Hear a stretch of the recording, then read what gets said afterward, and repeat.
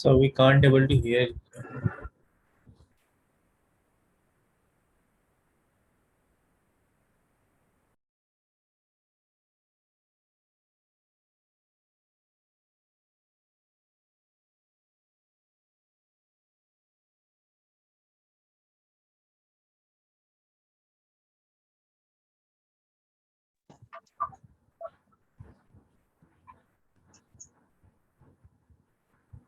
So there is no voice, sir.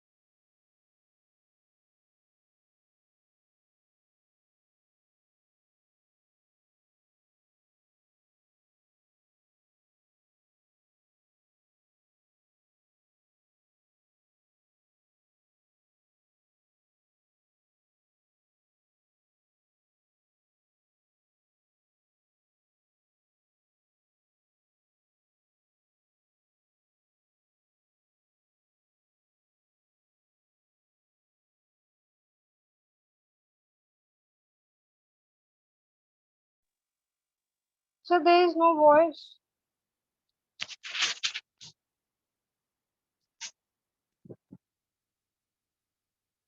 Sir हमारी बात सुन भी नहीं पा रहे हैं।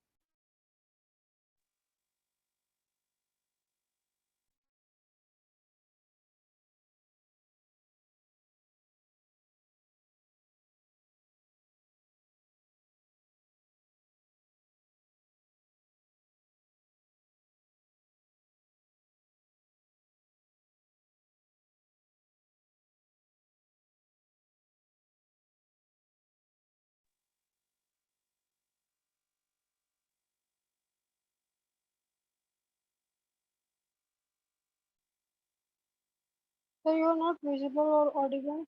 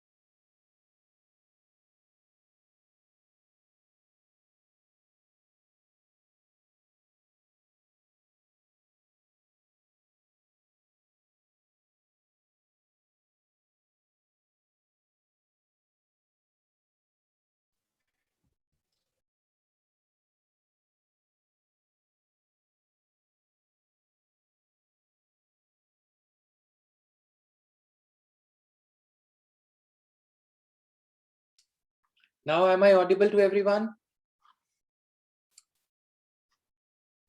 Is it audible Yes, now? Yes, sir. Thank you so much. So let's begin now. Yes, sir. Sharing की वजह से कुछ issue हो गया होगा शायद. So let's begin now quickly. So these are the acts that deal with child labor in India. Factories Act of 1948, Mines Act. If a question comes कि कौन-कौन से ऐसे act हैं जो बच्चों से deal करते हैं? Juvenile Justice, Care and Protection of Children Act. These things I have been dealing with current affairs. So many of you are in current affairs also. So I am dealing with these things in the current affairs batch. Right of Children to Free and Compulsory Education Act of 2009. Factories Act. Okay, please mind the fact that there is no blanket ban on child labor in India. That is, child labor in India is not totally prohibited. So as this is the statement of principle, you should be knowing this, right? What is the contemporary relevance? What are the recently floating current affairs?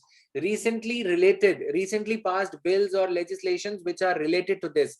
Child Labor Prohibition and Regulation Amendment Bill 2016. Provision of bill prohibiting the employment of children below 14 years in all occupations. Okay, so India has ratified 2 core conventions of ILO, International Labour Organization Convention 138 and 182. This question came in news recently. This was in prelims also in 2017. This question was asked in the prelims. Okay, so these type of things, addition of a new category of persons called adolescent. We will be covering these things in the current affairs batch. I will be explaining these things in detail. Those of my students who have already covered these things with me in current affairs, you can correlate things. However, for those who are only in the polity batch, I am going to explain you. Nirbhaya rape case के बाद क्या हुआ कि एक लड़का जो बच्चा नहीं था, जिसने जो हरकत करी रेप करने की, वो 16 to 18 इयर्स की कैटेगरी का अगर वो लड़का है तो उसको क्रिमिनल माना जाएगा, उसको क्रिमिनल ट्रीट किया जाएगा. किसमें? पोक्सो एक्ट में. किसमें? Juvenile justice care and protection act में. पहले क्या होता था कि 18 इयर्स तक जो बच्चे जो एडोलेसेंट्स होते थे उनको भी बच्चा मान के कम सजा दे दी जाती थी. They were given the lenient treatment under the law, which was leading to misuse of law, because children who were, now is there any problem again? No, sir. Okay. No. Could see Gurleen Kaur's comment, so that's why. Now, children who were young enough to understand the repercussions of the crime they were committing, now they would not be given the lenient treatment at the hands of law. Is this point clear to everyone? Please say yes. Neha, Jayant, Kusum, Navneet. Now, examine the main provisions of national policy and throw light on status of its implementation. Okay, throw light on the status of its implementation. All right. So you have to throw light on the status of implementation of national child policy. देखो इस साल जैसे जो हमारा अभी prelims का question bank आ रहा है ना, उसमें एक चीज है ट्रिगर फैक्टर, जिसे हम बोलते हैं. ट्रिगर फैक्टर क्या होता है यार? ट्रिगर फैक्टर ये होता है what made the UPSC ask a particular question. तो इस साल 2015 में जब 16 का पेपर हो रहा था तो 2015 के करंट अफेयर्स हमें पढ़ने थे. इस साल 2 ट्रिगर फैक्टर्स रहे. एक तो child labour amendment act pass किया गया. दूसरा, कैलाश सत्यार्थी को Nobel prize for social work मिला, नोबेल पीस प्राइज जिसे हम बोलते हैं. क्यों मिला? क्योंकि उन्होंने बच्चों के एरिना में सेक्टर में काफी काम कर रखा था. Right. So this is how UPSC you can correlate the UPSC's stance of asking a question with what is happening in the country and at the world stage overall related to children in India. Got it? So you can correlate. Union Cabinet recently cleared a proposal to rename and amend the Child Labor Prohibition Regulation Act. तो 2012 में regulation act, जो मैं तुम्हें बार बार बोलता हूं ना कि जब प्रपोजल टू अमेंड किया गया तो यूपीएससी ने प्रीलिम्स में क्वेश्चन नहीं पूछा उस साल मेंस में क्वेश्चन पूछा कि ये प्रपोजल में कितना दम है. What are the salient features of the proposed amendment. Clear?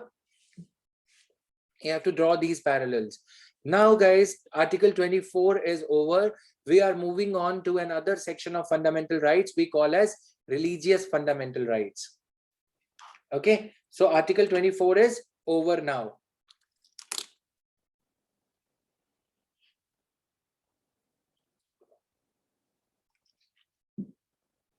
अब आर्टिकल 25 में क्या है? Freedom of conscience and free practice and propagation of religion subject to public order. अब ये आर्टिकल क्या कहता है? पहले तो तुम ये 4 आर्टिकल देख लो. Freedom of conscience. Freedom of conscience क्या होता है? अंतरात्मा की आवाज सुनना, अपने दिल की सुनना. You have got the freedom of your own conscience and you are free to profess. These 3 are separate things: profess, practice and propagate religion. Okay, clear?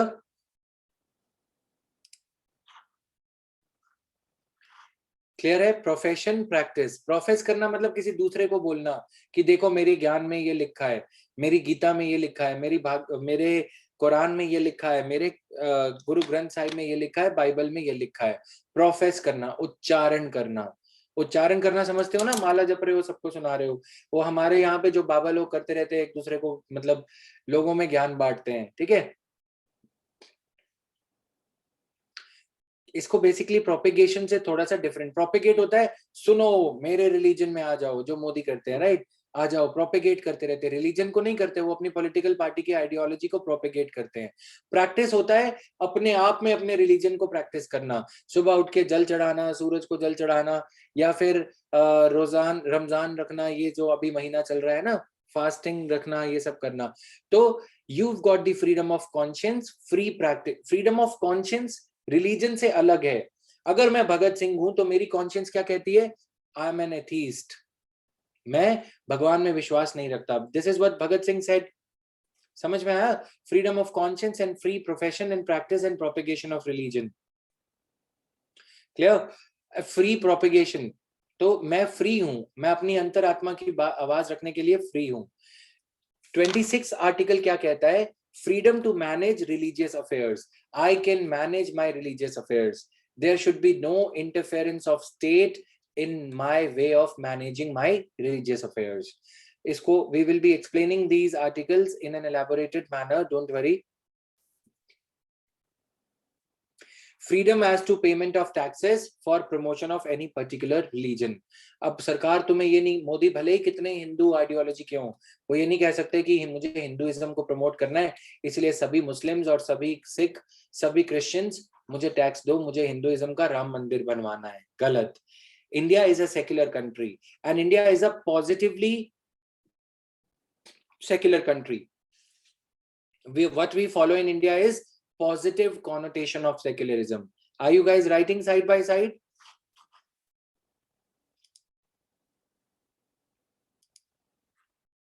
Side by side थोड़ा बहुत लिखते रहना, ठीक है? तो ये सारा कुछ है. Freedom as to attendance at religious instruction. Freedom as to attendance at religious instruction. मेरी मर्जी कि किसी मंदिर में फ्री में ज्ञान बांटा जा रहा है, मैं सुनना चाहता हूं कि नहीं. ठीक है, खासकर एजुकेशनल इंस्टीट्यूशन में. अब इसका मतलब ये है कि like I got studied in which school? I got studied in DAV. ठीक है, तो डीएवी स्कूल में क्या होता था? हर सैटरडे को हमें हवन के लिए ले जाते थे. वहां पे हवन कुंड बना रखा था स्कूल से थोड़ा सा दूर, and they used to take us for havan every Saturday. If a person in a school studying in any if a person studying in any school which is maintained by Hinduism, Sikhism or Buddhism or Jainism or Christianity does not want to attend the religious prayers in that school, it cannot be forced to attend the religious prayers. ठीक है. अब गुरुद्वारा के जो Khalsa schools हैं, जैसे हमने बात करी दयानंद एंग्लो वैदिक की, वहां पे अगर मेरे को रिलीजियस प्रेयर्स हवन में नहीं बैठना तो मैं जा सकता हूँ.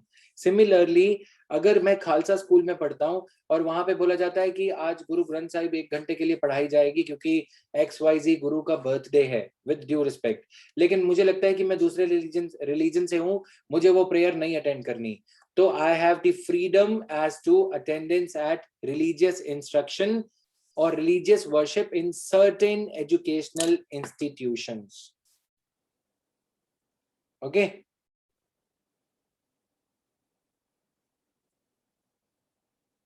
Clear? Clear to everyone? Please comment, guys. Okay, okay, Rashmi. Okay, everyone.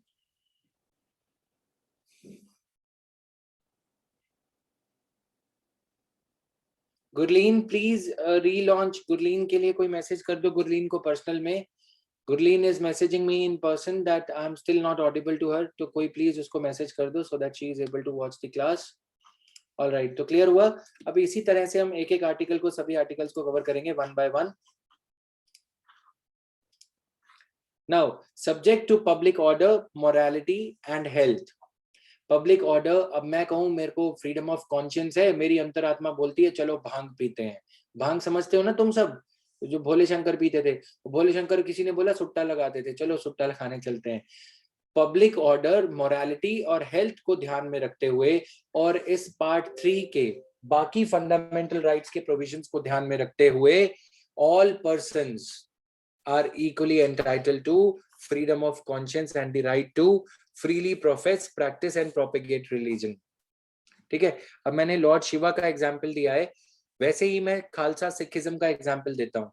Sikhism में दे कैन फ्लॉन्ट और they can wave open swords, है ना.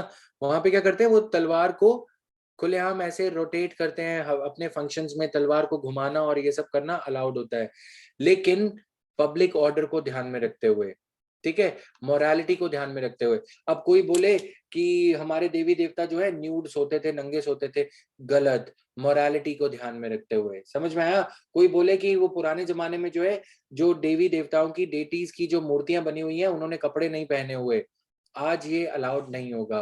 मोरालिटी को ध्यान में रखते हुए. पब्लिक ऑर्डर, अगर आपको कोई जुलूस निकालना है, रथ यात्रा निकालनी है, एल के अडवाणी को आधी उम्र बीत गई बेचारे की, रथ यात्रा निकालते हुए सोचा प्रधानमंत्री बनूंगा, नहीं बनने दिया. फिर सोचा प्रेसिडेंट बनूंगा, वो भी नहीं बनने दिया. राइट. तो रथ यात्रा अगर कोई बोले कि मुझे निकालनी है तो पुलिस की परमिशन लेनी होगी. अगर कोई ये बोले कि गुरपुरब है, सिखिज्म का गुरपुरब है, तो हमें रथ यात्रा निकालनी है या हमें जलसा निकालना है, तो क्या करना है, पब्लिक ऑर्डर. आपको पुलिस एसएचओ को, एसएसपी को इन्फॉर्म करना होगा, ताकि जिस रोड से आप जाओगे, आपका कैवलकैड, आपके रिलीजन का कैवलकैड गुजरेगा, उस रोड पे फेंसिंग की जा सके. यहां तक ये रोड हिस्सा आपको दे दिया, इस तरफ से रेगुलर ट्रैफिक आ जा सके. देखते हो ना, ये छोटे छोटे से एग्जांपल्स हैं जो मैं तुम्हें दे रहा हूं. समझ में आ रहा है. ये तुम लोगों को जूम मीट का कोई फायदा हो रहा है या नॉर्मल क्लासेस ही करें तो ही ठीक है? ठीक है.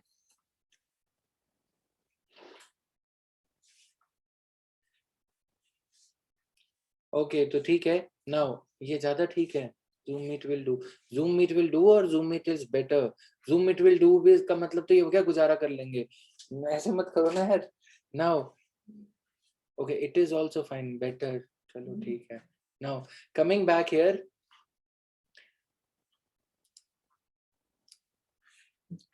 Nothing in this article shall affect the operation of any existing law or prevent the state from making any law. इस आर्टिकल में दिया गया कुछ भी स्टेट को किसी भी लॉ को इम्पोज करने से रोक नहीं सकता, और स्टेट यदि नया लॉ बनाना चाहे रिलीजन को रेगुलेट करने के लिए तो भी कर सकता है. फॉर, देखो यहाँ पे लिखा है, अगर स्टेट नया लॉ बनाता है फॉर रेगुलेटिंग और restricting any economic, financial, political or secular activity which may be associated with religious practice. ठीक है. अब अगर मान लो कि कोई रिलीजियस ऑर्गेनाइजेशन है, मैं तुम्हें बहुत अच्छे अच्छे एग्जांपल्स दूंगा. इस्कॉन, इस्कॉन का नाम कितनों ने सुना है? लिखो मी टू मूवमेंट है तुम्हारे लिए, मी टू मूवमेंट है, फटाफट लिखो मी, है ना. तो इस्कॉन के ऊपर एक एलिगेशंस लगे कि इस्कॉन इंडिया के काफी सारे पैसे, रुपी को डॉलर में कन्वर्ट करके रुपी से इंडिया से बाहर ले जा रहा है. कहाँ ले जा रहा है? इस्कॉन का जो हेडक्वार्टर है ना, वो यूके में है. ठीक है.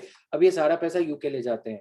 अगर सरकार चाहे तो freedom of conscience, ISKCON is International Society for Krishna Consciousness. वो जो मंदिर बनते हैं ना, काफी तुम लोगों ने देखा होगा. चलो मेरे एग्जांपल से समझ लो कि अगर सरकार एक लॉ बनाती है कि कंट्री की प्रेशियस फॉरेन एक्सचेंज, बहुत ही कीमती विदेशी मुद्रा, फॉरेक्स जिसे हम बोलते हैं, ठीक है, कंट्री की प्रेशियस फॉरेन एक्सचेंज इस देश से बाहर जा रही है, तो क्या सरकार ऐसा कर सकती है कि क्या सरकार लॉ बना के ISKCON टेम्पल को या किसी भी रिलीजियस ऑर्गेनाइजेशन को ये कह सकती है कि तुम बाहर नहीं जाओगे, कि तुम पैसा बाहर नहीं लेके जाओगे? Yes, government can do that. Okay, government can do that. Government आज भी ये कहती है ISKCON को कि अगर तुम फॉरेन से पैसा लेके आ रहे हो तो फॉरेन, एग्जाम्पल लिख लो साथ साथ, example, all the institutions including religious institutions, charitable houses, charitable societies, all the institutions which are receiving foreign donations are mandatorily required to register their, mandatorily required to deposit their or submit their annual register of financials with the Government of India, Home Ministry, Union Home Ministry, Government of India. Clear? ठीक है. अब दूसरे तरह की activities हम देखते हैं. Financial activity मैंने तुम्हें बता दिया. अब और देखो, और पता है क्या है, तिरुमला टेम्पल, ये जो ट्रेजर ट्रॉव्स होते हैं ना, खजाने जिसमें सिक्के रखे हैं, पर्ल्स रखे हैं, हीरे मोती रखे हैं, वहां पे घोटाला होने लग गया. साउथ में एक टेम्पल है बहुत बड़ा, तो they started fudging the accounts. They pandits over there, the priests of the temple were not managing the resources properly. Can the government order the audit of the coins and the pearls stored in the treasure trove of the temple? Yes. उन्होंने पता है क्या बोला? नहीं नहीं, तुम्हें सांप खा जाएगा. प्रीस्ट वगैरह ने पता है क्या बोला कि CAG को सांप काट लेगा. तो सरकार, सुप्रीम कोर्ट ने बोला बाहर में जाओ, तुम लोग खुद धांधली करते जा रहे हो, पैसा निकालते जा रहे हो, ये अनुचित है, ये इनअप्रोप्रिएट है. सुना होगा तुमने, ठीक है. तो फिर वो सारे ट्रेजर ट्रोव खुलवाए गए और कोई सांप नहीं आया. ठीक है, साधु नाम के सांप आए थे, वो गुरमीत राम रहीम जैसे, उन्होंने थोड़ा हल्ला वल्ला करा कि हम इंटरफेयर नहीं करने देंगे. Now every single gold coin over there is,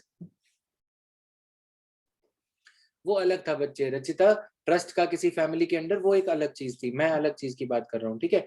अच्छा, दूसरी एक वैष्णो देवी की बात करते हैं.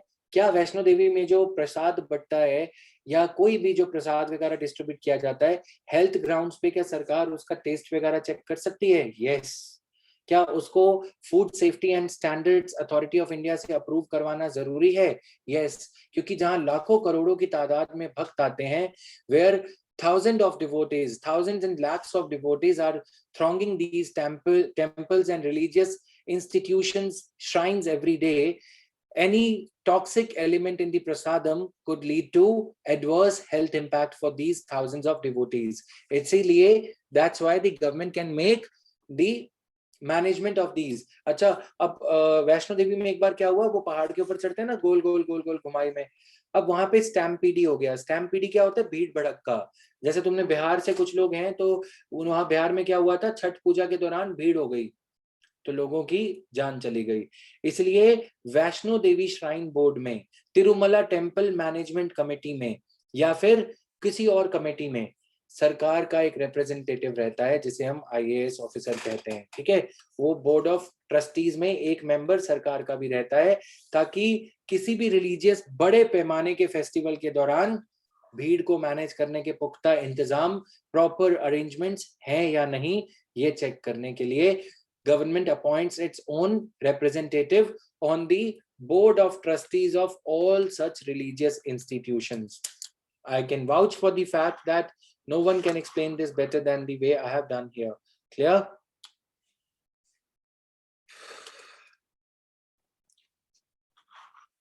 Clear है सबको? Now, मैंने छोटे छोटे तुम्हें एग्जाम्पल दे दिए. अब nothing can stop the state government और central government from, IAS खुद वहां उनकी ड्यूटी होती है बच्चे, वो 24 घंटे, मतलब हर टाइम पे कोई ना कोई IAS officer Tirumala temple committee में गवर्नमेंट के एम्प्लॉइज रहते हैं, पुलिस तैनात रहती है. उस आईएएस ऑफिसर को बोर्ड ऑफ ट्रस्टीज पे, बोर्ड ऑफ ट्रस्टीज कौन से होते हैं? जो जैसे तुम्हारे कॉलेज में बोर्ड ऑफ ट्रस्टीज होते हैं ना, ये राउंड टेबल है, उस टेम्पल की सारी एक्टिविटीज, इकोनॉमिक फाइनेंशियल एक्टिविटीज, जब उस मंदिर के, टेम्पल के या रिलीजियस इंस्टीट्यूशन के डोनेशन बॉक्सेस को ओपन किया जाता है, उनके अकाउंट से कितने पैसे निकल रहे हैं, सरकार इन सब का हिसाब किताब रखने के लिए अपने एक प्रतिनिधि को, रिप्रेजेंटेटिव को इन पे अपॉइंट करके रखती है, हमेशा खुद जाता है, मतलब वहीं पे ही उनकी ड्यूटी होती है, समझ रहे हो? आज एक ऑफिसर है, 6 महीने बाद उसकी ट्रांसफर हो जाएगी, कोई और आ जाएगा, 1.5 साल बाद उसकी ट्रांसफर हो जाएगी, कोई और आ जाएगा। Clear? Now, providing for the social welfare, government can make a law disregarding this article, providing for social welfare and reform or the throwing open of the Hindu religious institutions of a public character to all classes. Okay, government can make a law providing for social welfare. अब क्या हुआ, government या तो कोई भी organ of state, Sabarimala temple ban जानते हो, supreme court में ये केस आया कि हमारे यहाँ पे आप, ये हमारा पर्सनल मैटर है, तिरुमला टेम्पल या सबरीमला टेम्पल, ये पहले सबरीमला की बात करें, entry of women in these temples was not allowed. तो यहाँ पे लिखा है, nothing in this article shall affect the operation of any law or can prevent the state from, यहाँ पे स्टेट का मीनिंग क्या है? नेशन स्टेट, लेजिस्लेचर, एग्जीक्यूटिव और जुडिशरी। या तो लेजिस्लेचर अगर कोई लॉ बनाना चाहे तो बना सकता है, एग्जीक्यूटिव उस लॉ को या रूल को इम्पोज, इम्प्लीमेंट करना चाहे कर सकता है, जुडिशरी कोई जजमेंट देती है कि कोई भी ऐसा वेलफेयर या कुछ भी रिफॉर्म हिंदू टेम्पल्स में होना चाहिए तो वो करना पड़ेगा। Sabarimala is a Hindu temple, तो सबरीमला के द्वार हिंदुओं ने पहले बंद कर रखे थे, अपनी कम्युनिटी से आने वाली महिलाओं के लिए या बाहर से आने वाली महिलाओं के लिए, सभी विमेन के लिए इसके डोर्स क्लोज थे। तो सुप्रीम कोर्ट ने as an organ of state of India has thrown open the gates of Sabarimala temple to women. This is on the basis of article 25 clause 2 sub clause B. Clear? Sabarimala temple entry is based on this article.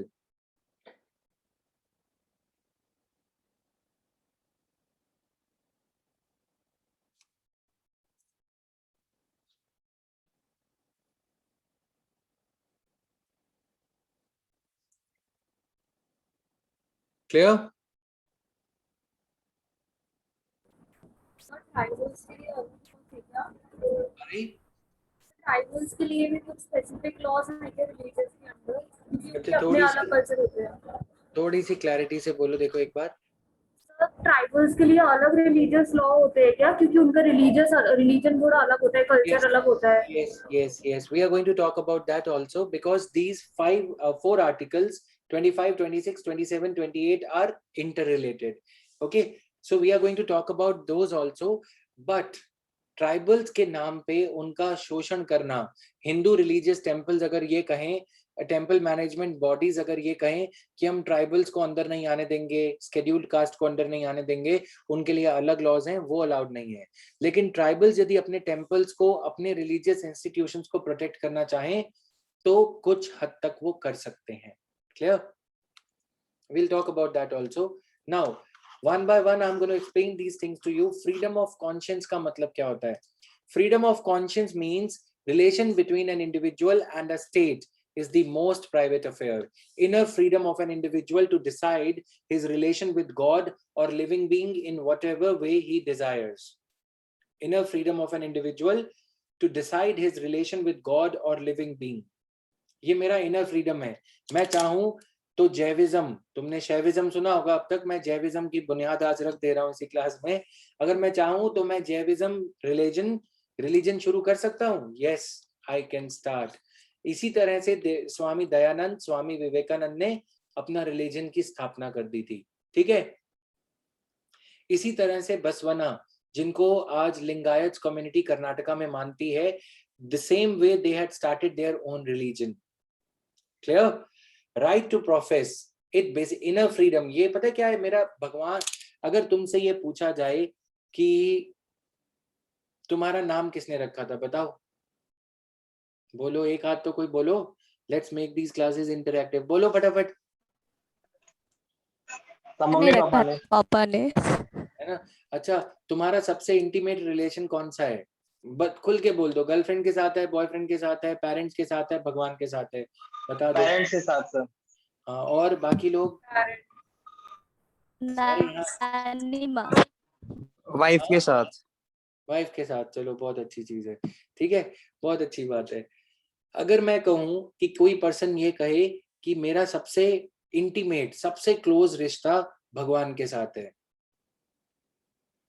तो वो जो रिश्ता है वो तुम्हें चुनने की इजाजत है। लेकिन अगर तुम मान लो कि तुम हिंदू हो और तुम अपने पेरेंट्स को जाके आज ये ऐलान कर दो कि मैं इस्लाम धारण करने जा रहा हूँ, या फिर मैं क्रिश्चियनिटी में कन्वर्ट हो रहा हूँ, मुझे उनका रिलीजन बहुत अच्छा लगता है, ना मंदिर में जूते खोलने हैं, ना चर्च में कुछ खोलना है, जाओ सीधा अंदर, और डर भी नहीं है, ना चप्पल उतारनी पड़ेगी, ना जूते चोरी होंगे, है ना? और चढ़ावा चढ़ाने के लिए पंडित तुम्हें घूरता भी नहीं है प्रसाद देते टाइम कि भैया प्रसाद दे रहे हो, प्रसाद ले रहे हो और कुछ चढ़ाओ, होता है ना ये सब।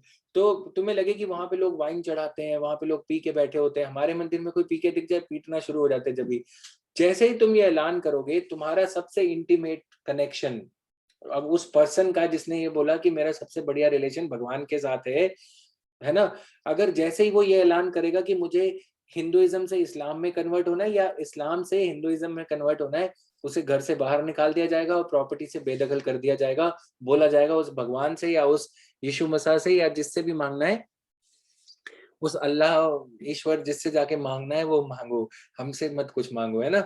तो द ट्रेजेडी इज, जैसे ही तुम पैदा होते हो तो तुम्हारी जुबान पे ओम लिख दिया जाता है, समझ रहे हो ना? ये हिंदुइज्म में ज्यादातर लोग यहाँ पे हिंदू हैं, तो इसलिए मैं हिंदुइज्म का एग्जांपल दे रहा हूँ। तुम, you are assigned to a religion as if you are just another good on Amazon which is going to be assigned to the customer who has purchased it. तुमसे पूछे बिना तुम कभी ये सोच रहे हो कि तुमने रिलीजन खुद चूज किया है, गलत फहमी में मत रहना। तुम्हें जो रिलीजन चूज करा दिया गया तुम वही पढ़ रहे हो बस। हनुमान चालीसा आधे लोगों के हाथ में बचपन में ही थमा दी गई थी। नाउ तुम्हारा सबसे इंटीमेट कनेक्शन, समझ रहे हो ना? Now right to profess, declaration of one's religious beliefs. Profess क्या होता है? टीका लगा के घूम रहा हूं मैं, ओपनली मैं जाना चाहूं, कोई मुझे ये नहीं बोल सकता कि टीका लगा के क्यों घूम रहे हो, राइट? ये क्या है? Religious beliefs, faiths, openly, freely and without any restrictions, ठीक है?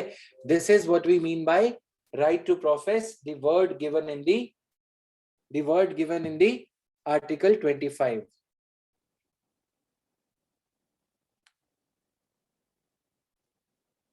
Okay, so these things are there. Now,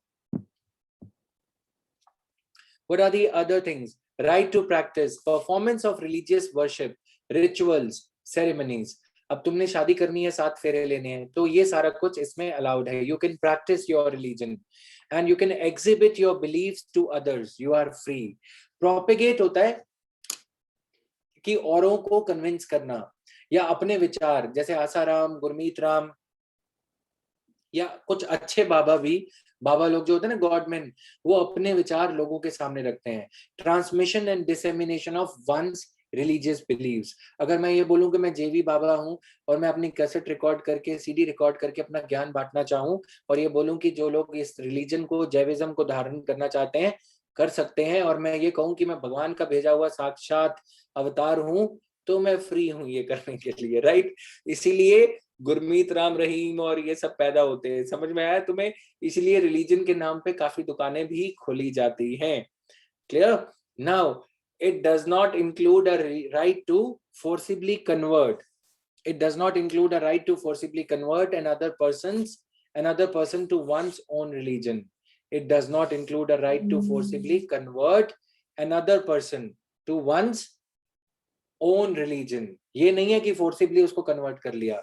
gentle persuasion की, देखो हमारा रिलीजन बहुत, वो जो बातें तुमने पीके में देखी है ना कि हमारा रिलीजन अच्छा है, या जो बातें तुमने ओ माय गॉड मूवी में देखी हैं, वो सब अलाउड है कि हमारा रिलीजन अच्छा है, इसे ज्वाइन करो, 10 रुपए मेंबरशिप फी है, उसके बाद जीवन भर टेम्पल में फ्री आओ, प्रसाद खाओ, बाबा जी बहुत अच्छे हैं.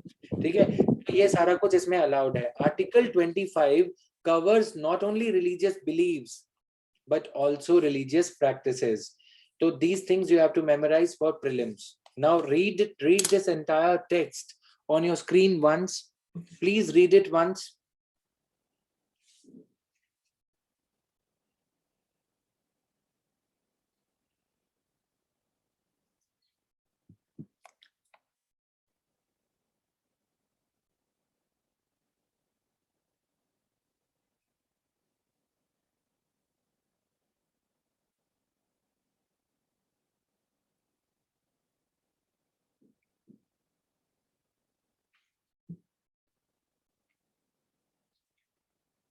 Clear? पढ़ लिया सबने? Yes, sir. Okay, so this is there. Note that these rights are available to all persons in India. इसीलिए जो क्रिश्चियन मिशनरीज हैं जैसे कि mother Teresa, a very renowned name, she came to India as a Christian missionary. ठीक है, यानी कि वो मिशन पे थे कि ज्यादा से ज्यादा लोगों को क्रिश्चियनिटी में कन्वर्ट करना है. तो क्या किसी बाहर की फॉरेन सेटलमेंट अगर इंडिया में आती है और वो हमारे रिलीजन को कन्वर्ट, हमें ये बोलते हैं, ट्राइबल लोगों को ये बोलते हैं कि तुम हमारे रिलीजन में कन्वर्ट हो जाओ, क्या वो सही है? क्या वो परमिटेड है? Yes. Please write down, foreigners और फॉरेन क्रिश्चियन मिशनरीज और any other religion missionaries, if they come to Indian soil and convert or persuade other people to convert to their religion, this is legally, constitutionally allowed in India. Clear? So citizens as well as non-citizens, all these rights, profess, practice, propagate, all three rights are available to not only Indian citizens but also the foreigners. इसीलिए मध्य प्रदेश में काफी बार ऐसे case हुए हैं कि Christian missionaries tribal लोगों को ये बोलते हैं हम तुम्हें खाना देंगे, घर देंगे, तुम हमारे रिलीजन में कन्वर्ट हो जाओ, बिकॉज उनके पास पैसा बहुत है. इटली के पास अब तो खैर नहीं है, इटली के पास ईंट भी नहीं बची. ये यूएसए, ब्रिटेन, ये चाहते हैं कि रिलीजियस एक्विजिशन ऑफ इंडिया किया जा सके. ये चाहते हैं कि अगर लोग क्रिश्चियनिटी को प्रीच करने लगेंगे तो क्रिश्चियनिटी के हेडक्वार्टर रोम, इटली, यूरोपियन कॉन्टिनेंट को और उनके तरीकों को अपनाने लगेंगे, उनके जैसे कपड़े पहनने लगेंगे. समझ में आया? इसीलिए religious acquisition of India, religious conquest, this religious conquest of India was held as a very noble objective for quite a long time by the Britishers. उन्होंने 15-20 साल 1980 से लेकर ये कह लो कि 1990 या 2000 तक उनका ये ड्रीम था कि इंडियंस को ज्यादा से ज्यादा क्रिश्चियनिटी में कन्वर्ट करो. और ज्यादा लोग जो इनके चंगुल में फंसे, जो इनकी ग्रिप में फंसे, वो कौन थे? Tribal people, because they were not so aware. Tribals were not as aware. तो सरकार ने ये कहा कि yes, Deepti, you are right. Christian missionaries convert people at less wages, 8 to 9 lakh rupees now as well. Yes, उनको ये mission पे भेजा जाता है क्योंकि ज्यादा लोग अगर क्रिश्चियनिटी में कन्वर्ट हो जाएंगे तो पोप बेनेडिक्ट, पोप की इटली की वर्चस्व, उनका स्टेचर वर्ल्ड में ऊंचा हो जाएगा. ठीक है, जैसे आज हम इंग्लिश बोलते हैं तो ब्रिटेन का सर ऊंचा होता है. Yes, you are right Rahul. Evangelicalism, you are right. ठीक है, तो उनका स्टेचर ऊपर हो जाता है. क्यों ऊपर हो जाता है? कि हम उनकी लैंग्वेज बोल रहे हैं. वैसे ही यहाँ पे भी कि हम उनका रिलीजन अपना रहे हैं. वो चाहते हैं कि ज्यादा से ज्यादा लोगों के पास बाइबल हो. इस्कॉन का भी कुछ ऐसा ही ऑब्जेक्टिव, कभी कभी कुछ क्रिटिक्स कहते हैं international society for Krishna consciousness having its headquarter in the foreign country, they are trying to teach us their way of reading, their way of preaching Hinduism. They are distributing Bhagavad Gita for free here in India, their version of Bhagavad Gita, जिसमें कम से कम 100-150 बार प्रभुपाद का नाम लिखा है. प्रभुपाद कौन थे? प्रभुपाद कहने को उनके आगे प्रभु लगा दिया, लेकिन उनका असली नाम कुछ और था. ठीक है, फॉरेनर थे वो. प्रभुपाद ये कहते हैं कि प्रभुपाद के रास्ते से इनका रास्ता, कृष्णा का रास्ता जाता है. वो ये चाहते हैं कि हम उनका वर्जन ऑफ हिंदुइज्म पढ़ें, उनकी दी हुई गीता पढ़ें. तो ये कॉन्क्वेस्ट इंडिया का चलता रहता है. और दूसरी तरफ हमारे बाबा लोग हैं, गुरमीत राम रहीम जो कि एक रेपिस्ट हैं, ड्रग पेडलर हैं, कोई ऐसा क्राइम नहीं है जो उस आदमी ने ना किया हो। वो किनको अपील करता है? अब मैं थोड़ा सा तुम्हें हायर पेडेस्टल पे लेके जा रहा हूँ, थोड़ा ध्यान देना। गुरमीत राम रहीम किनको अपील करता है, कभी तुमने सोचा है? या कोई भी ऐसा बाबा, एक और बाबा पकड़ा गया था जिसका नाम था राम सिंह, हरियाणा का ही था ये बाबा भी, ठीक है। आसाराम कहीं और से है, गुजरात से। आजकल गुजरात के एक और बाबा जी भी हैं, लंबी दाढ़ी वाले, समझ रहे हो ना। तो वो मित्रों कह के, उनका जो गुरु जी एक नाम देते हैं ना, वैसे हमारे वाले बाबा जी का नाम है मित्रों। जो मित्रों नाम लेगा उनकी तरफ हो जाता है, समझ रहे हो ना हो तो। सो द पॉइंट इज, ये लोग जो हैं उस तबके को, उस स्ट्रेटा ऑफ सोसाइटी को ग्रैब करते हैं। कौन से स्ट्रेटा ऑफ सोसाइटी को? वो स्ट्रेटा ऑफ सोसाइटी जिसे इज्जत नहीं मिली। हिंदुइज्म में वर्ना सिस्टम में सबसे नीचे के तबके पे, सबसे नीचे की कास्ट पे रखे गए शेड्यूल्ड कास्ट लोगों को ये अपील करते हैं। पंजाब में, हरियाणा में ये बाबास ज्यादा होने के पीछे रीजन क्या है? पंजाब में ये बाबास ज्यादा होने के पीछे रीजन क्या है? रीजन ये है कि पंजाब में ओवरऑल पॉपुलेशन का काफी बड़ा हिस्सा एससीज में आता है, शेड्यूल्ड कास्ट में आता है। समझ में आया? समझ में आ रही है ये बात? तो इसलिए ये लोग ना, उनको फंसाना ज्यादा आसान होता है। इसलिए ज्यादा आसान होता है क्योंकि वो लोग ग्रिप में जल्दी आ जाएंगे। जो लोग गोल्डन टेम्पल में, सिखिज्म में भी कास्ट सिस्टम अप्लाई होता है, ठीक है। तो सिखिज्म में जो लोगों को गोल्डन टेम्पल में जो खालसा तख्त है, तख्त समझते हो ना, जिसे हम तख्त ये कहते हैं, बैठने के लिए तख्त होता है जो, तो जो खालसा पंथ है वो एससीज को रिकॉग्नाइज नहीं करता। आप कभी गोल्डन टेम्पल जाओगे तो आप देखोगे वहां पे सभी की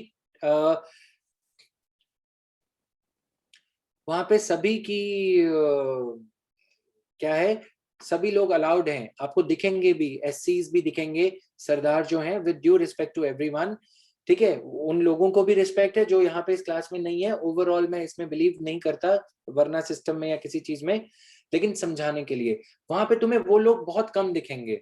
पता है क्यों कम दिखेंगे?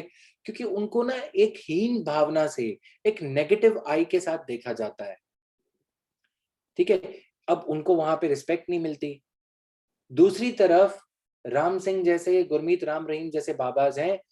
गुरमीत राम रहीम ने तो इतने तक कर दिया, क्या कर दिया कि गुरु नानक देव, गुरु गोबिंद सिंह की पोशाक पहन के अमृत छकाने लगे। वो कैटल होती है ना, जो मतलब कैंडी वाला लोटा जो होता है, उससे वो उनको अमृत छकाने लगे। तो सिखों ने ये बोला कि ये हमारे बाबा की, गुरु गोबिंद सिंह की पोशाक पहन के, ये आदमी गुरु नानक देव जी की पोशाक पहन के ये एक्टिंग कैसे कर सकता है। उन्होंने गुरमीत राम रहीम के खिलाफ ये कहा कि he is trying to affect our religious sentiments. He is negatively affecting our religious sentiments. समझ में आया? तो फिर ये दिक्कत बहुत ज्यादा बढ़ गई। तो फिर उनके खिलाफ एफआईआर हुई कि तुमने किसी समुदाय के धार्मिक भावनाओं को हर्ट किया है। Hurting the religious sentiments of any section of society is a crime in CrPC. तो ये लोग किस पे थ्राइव करते हैं? वर्ना सिस्टम में जिन लोगों को रिकॉग्निशन नहीं मिला, रिस्पेक्ट नहीं मिला, अपने ही रिलीजन में होते हुए भी उनको पराया समझा गया, वो इन बाबा लोगों की झोली में जा गिरते हैं। वो लोग इतनी ज्यादा तादाद में हैं, नंबर्स में हैं, कि वो आदमी, अगर 1 लाख लोग हैं, 10 रुपए हर आदमी चढ़ाएगा तो 10 लाख हो जाएंगे। और ये बाबा लोग क्या करते हैं? ये बाबा लोग उनको रिस्पेक्ट देते हैं, उनको रिकॉग्निशन देते हैं कि ये तुम्हारा अपना मंदिर है, और उसके खर्चे पे, उन लोगों की गाड़ी कमाई पे किए गए पैसे जो इकट्ठे किए गए हैं, अपने महल बनवाए जाते हैं, अपनी फॉर्च्यूनर गाड़ियां निकलवाई जाती हैं। कार्ल मार्क्स ने कहा था, religion is the opium of masses. Religion गरीब लोगों का, मासेस जो होते हैं ना, उन्होंने, कार्ल मार्क्स की गर्लफ्रेंड की डेथ हो गई थी, ठीक है, बीवी मर गई थी, जो भी बोला था, उसके बाद वो आदमी फिलोसोफर बन गए। तो उन्होंने ये कहा कि रिलीजन, जो क्लासेस होती हैं, उन्होंने दो सेक्शन में सोसाइटी को डिवाइड किया था, क्लासेस और मासेस। बेसिकली उन्होंने वर्ड्स यूज किए थे, बर्जुआ, प्रोलेटेरिएट एंड कैपिटलिस्ट। 3 क्लासेस थी बेसिकली, लेकिन मैं तुम्हें सिंप्लीफाई करके बता दे रहा हूँ। तो उन्होंने ये बोला कि जो क्लासेस है ना, वो ज्यादा रिलीजन वगैरह के चक्कर में नहीं पड़ती। मासेस जो हैं वो रिलीजन के चक्कर में फंस जाते हैं। क्यों? क्योंकि क्लासेस के प्रकोप के अंदर दबे, जब हम ब्रिटिशर्स के अंदर दबे हुए थे, लगान मूवी में जब तुम देखते हो तो वहां पे क्या होता है, लगान मूवी में वो ये दिखाता है कि ये नेचर वेचर कुछ नहीं है, ये माई लॉर्ड कुछ नहीं है, भगवान कुछ नहीं है। आमिर खान क्या सिखाता है कि तुम मेहनत करो, तुम भी इनका खेल सीख सकते हो। He was a rational, he was being shown as a rational in that movie, whereas people around him in his village were अंधविश्वासी, blind faith। वो राजा को अपना महामहिम मानते हैं, अपना ऑनर मानते हैं। फिर राजा जो कहता है कि ब्रिटिशर्स के आगे घुटना टेको, लगान पे करो, तो वो लगान पे करते हैं। कार्ल मार्क्स ने ये कहा कि ये जो क्लासेस है ना, ये क्लासेस के प्रकोप, क्लासेस के एक्सप्लॉयटेशन की वजह से मासेस को ये लगता है भगवान नाम की कोई चीज है जो हमारे साथ ऐसा हो रहा है। समझ रहे हो बात को? तो मैं लगता है आज भी ये चीज इंडिया में अप्लाई होती है ना। हम आज अपने महामहिम को, प्राइम मिनिस्टर को, चीफ मिनिस्टर को भगवान मान लेते हैं, और वो कहता है कि अदानी का माथा टेको, अंबानी का माथा टेको, अंबानी कैपिटलिज्म अच्छा है, जियो का सिम खरीदो, तो हम खरीदते हैं। वहां ना जाते हुए, लेकिन ठीक है, वहां ना जाते हुए, not going into that direction, उन्होंने एक बहुत अच्छी बात और कही कार्ल मार्क्स ने, तुम्हारे ऊपर भी अप्लाई होती है, मेरे ऊपर भी अप्लाई होती है। जिन लोगों को जिंदगी में किए गए हार्डवर्क के अनुसार रिजल्ट मिल जाता है, तुम्हें वो मंदिर या मस्जिद या दरगाह या गुरुद्वारा जाते हुए नहीं दिखेंगे। जिस आदमी को ये लगता है ना कि उसको जीवन में उसने एफर्ट बहुत किया, एफर्ट के अकॉर्डिंग उसे कम मिला, तो वो मंदिर जाने लगता है, पूजा करने लगता है, मस्जिद जाने लगता है, रोजा रखने लगता है, क्रिश्चियन जो भी है बाइबल पढ़ने लगता है। ठीक है, और कौन सा आदमी भगवान से डरता है? जिसे ये लगता है उसे जरूरत से बहुत ज्यादा मिल गया है, मेरी तो औकात नहीं थी, मैं कैसे आईएएस बन गया, वो मंदिर जाएगा। जिसने ये एफर्ट किया है ना, जब उसको लगता है कि उसने एफर्ट किया है, एफर्ट के अनुसार उसको रिजल्ट मिल रहा है, तो वो आदमी मंदिर नहीं जाएगा। Applying this logic onto these babas have been able to exploit the religious sentiments of the poor people who think that atheists successful होते हैं। मैं जनरली नहीं कह रहा हूँ, तुम इन जनरल देखना नेहा। मैं तुम्हें एक छोटी सी कहानी सुना देता हूँ। जो ओबीसी लोगों, कुछ स्टूडेंट्स ने ना 2015-16 में ओबीसी सर्टिफिकेट यूज किया था, फेक ओबीसी सर्टिफिकेट यूज किया, और मिनिस्ट्री ने इस बात को, यूपीएससी ने और डीओपीटी ने पकड़ लिया। उन्होंने हार्डवर्क किया, अब यूपीएससी ने बोला कि तुमने फेक सर्टिफिकेट लगाया है, अब तुम्हें वैकेंसी नहीं दी जाएगी, यानी कि तुम्हारा सिलेक्शन कैंसिल, रिजल्ट आने के बाद कैंसिल हो गया।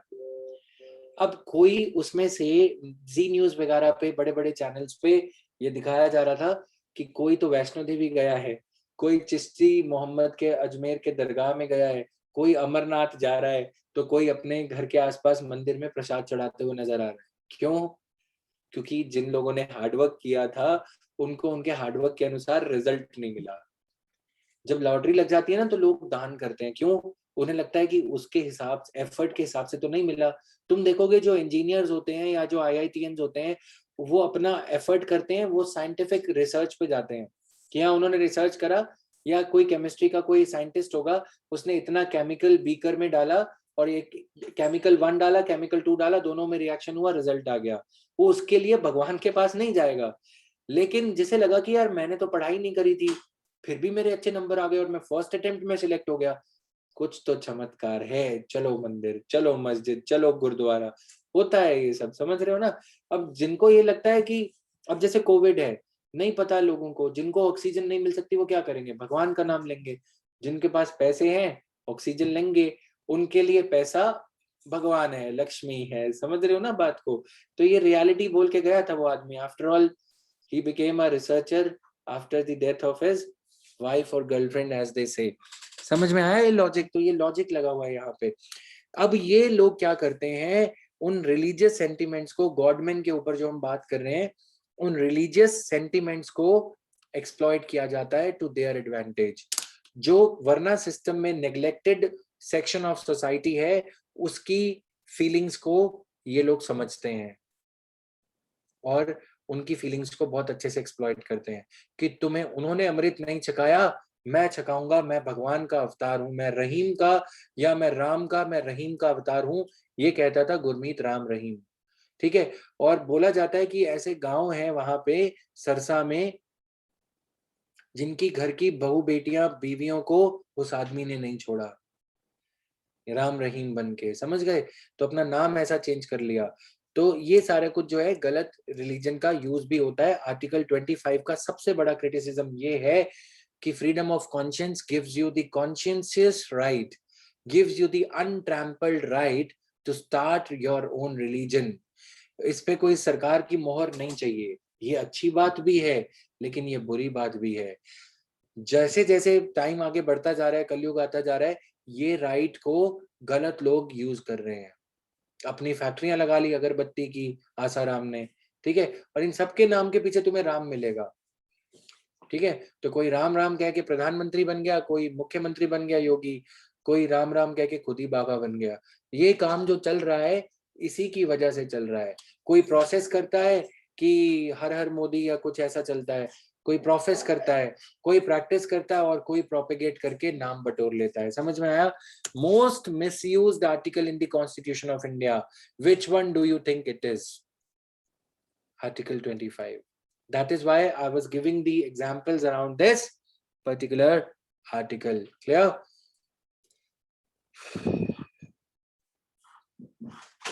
Most misused article. हम जब आगे इसको देखेंगे तो समझेंगे। Article 26 gives every religious group a right to establish. Now, certain things that I said in Article 25 are put to use by Article 25 plus Article 26. You can start and maintain your religious institution. आज जितने भी बड़े बड़े ये बाबाओं के आश्रम तुम देखते हो, ये एक छोटे से चौराहे से शुरू हुए थे, एक पीपल के पेड़ के पास, नहीं तो किसी और छोटे से शिवलिंग को स्थापित करके इन लोगों ने बड़े बड़े आज मंदिर बना दिए। क्यों? क्योंकि भगवान के घर देर है अंधेर नहीं है, लेकिन भीड़ बहुत ज्यादा है। तो भीड़ ज्यादा है, कुछ का नंबर आएगा, कुछ का नहीं आएगा, जिनका नंबर नहीं आएगा वो बाबा के घर चला जाएगा। तो ऐसे ऐसे करते करते इनके भक्त बन गए, राइट?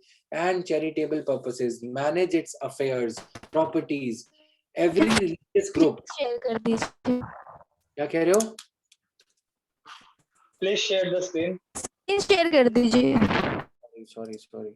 अब ये जो आर्टिकल 26 है, ये article 26 says it gives every religious group a right to establish and maintain institutions for religious and charitable purposes. It can manage its affairs. यानी कि अगर कोई गुरमीत राम रहीम नाम का आदमी है, वो अपना एक छोटा सा मंदिर बनाएगा, शिवलिंग विवलिंग लगाएगा, या पीपल के पेड़ का कोई चौराहा ढूंढ लेगा, ठीक है, उस पीपल के पेड़ के नीचे जोत जगाना शुरू करेगा और बाल बड़े करेगा और बन जाएगा राम रहीम। समझ गए? तो ऐसे ही शिवलिंग विवलिंग गाड़ लिया कहीं पे, हालांकि शिवलिंग पवित्र है, लेकिन इनकी भावना जो उसके पीछे होती है ना कि लोगों से पैसे बटोरने हैं, क्योंकि भगवान के घर, जैसा मैंने बोला, ये देर है अंधेर नहीं है, जो भी है, लेकिन लाइन बड़ी लंबी है। अब कुछ लोगों का नंबर यहाँ पे आ जाता है, कुछ का नहीं आता, तो जिनका नहीं आता वो बाबा के घर। समझ में आया? तो ये जो राइट है ये सिटीजन्स को अवेलेबल है। Right to establish religious institutions is available only to citizens, whereas Article 25 is available to persons, which includes persons meaning citizen plus aliens dono. Clear?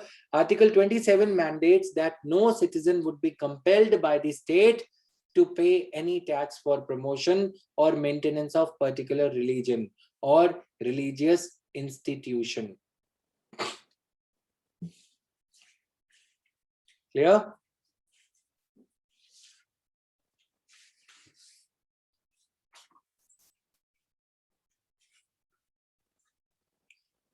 Clear है? Now no citizen would be compelled by the state. ये मैं थोड़ा detail में कल से इसको समझेंगे one by one करके। Article 25, 26, 27। So this PPT has been shared with you yesterday. Please say yes or no.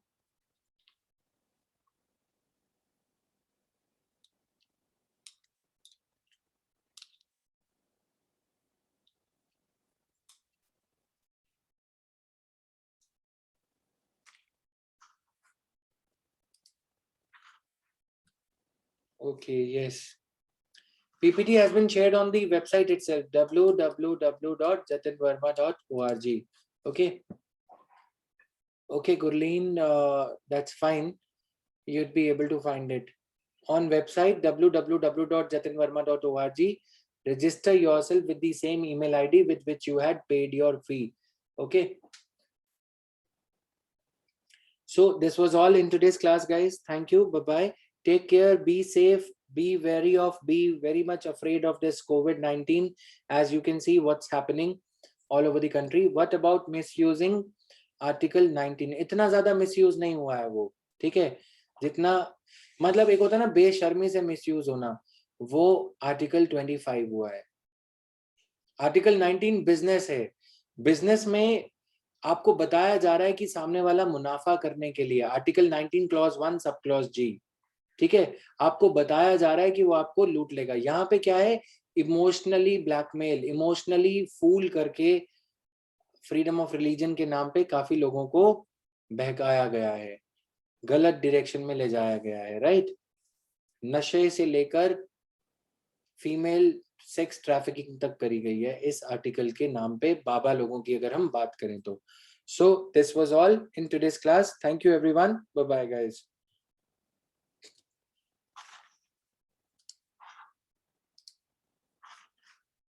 Okay, everyone. Okay, Varsha, Rahul, Winner, Manisha, Dipti, Runa Yadav, then Shireen, Kusum, Nisha, Princey, Gurleen, Neha, Abhishek, Naresh, Kumar, Shivam, Rashmi, everyone. Just take care and be safe, guys. Bye-bye. Jayant, thank you, guys.